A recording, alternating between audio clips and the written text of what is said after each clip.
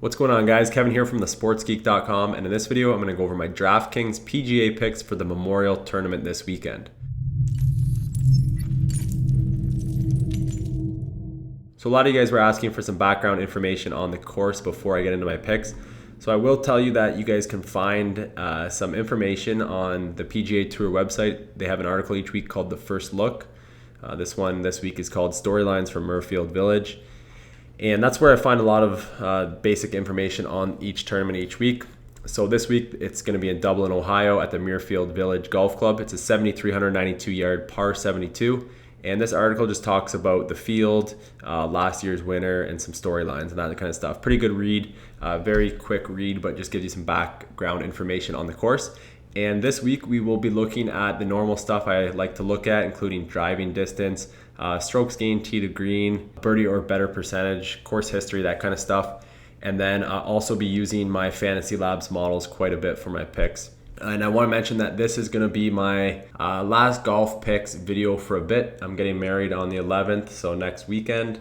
And I probably won't be playing any PGA contests, unfortunately. Probably not next weekend during my wedding. And then the week after, I'm flying out to Hawaii. Unfortunately, it's going to be the US Open, so I might throw in a couple lineups just for fun while I'm in Hawaii, because I'm sure I'll have some internet access there, but I won't be studying too hard, won't be looking into it too much. I'll just throw a couple lineups in for fun, most likely.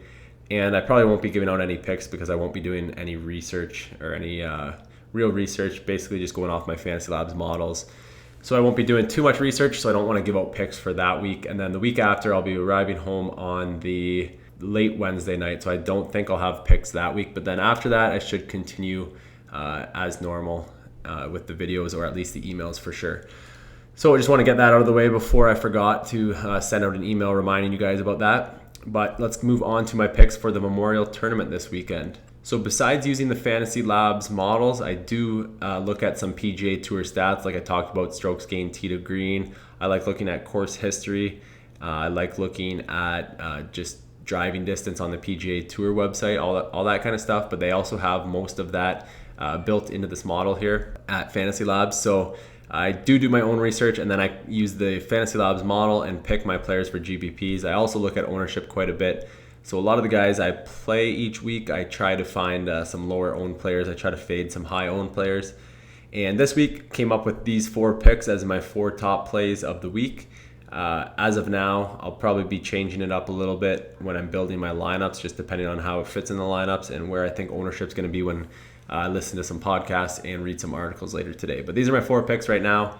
They'll definitely be in my lineups. I'll probably have at least I'd say at least 30% exposure to all 4 of these guys. So first up, we got Paul Casey, 8,800. He's a pretty solid golfer, and I think we're getting a pretty good price on him at 8,800. If you look at his course history here, his most recent time here, 2014, he finished 13th, and he's made the cut in all 3 attempts. His game log, nothing too special recently. The 23rd place finish, 41st, missed cut. But then prior to that, he had a 4th, 9th, 7th. And he's made, looks like 7 of his last 8 cuts. So he's a good golfer. He's in pretty good form right now. I think it's a good price at 8,800, and I don't think he'll be too highly owned. And then moving on to Brandon Steele, 7,100.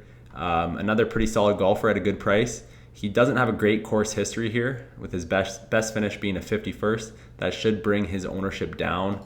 If you look at his game log, last time out was a 57th, but prior to that, he had a 14th and 13th place finish. So he's been pretty solid for most of the year. If you look back, a couple missed cuts here, but overall pretty solid on the year. He can put up big DraftKings score. He hits the ball far, and I think he's a good play. I think he'll be low owned as well. So I think Brandon Steele at 7,100 is a pretty solid play.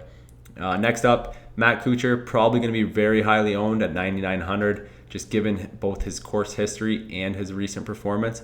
If you look at his course history, he's probably the best in the field at this course. 5 top 10 finishes in his last 7 tries, including a win in 2013, and his worst finish was a 26th.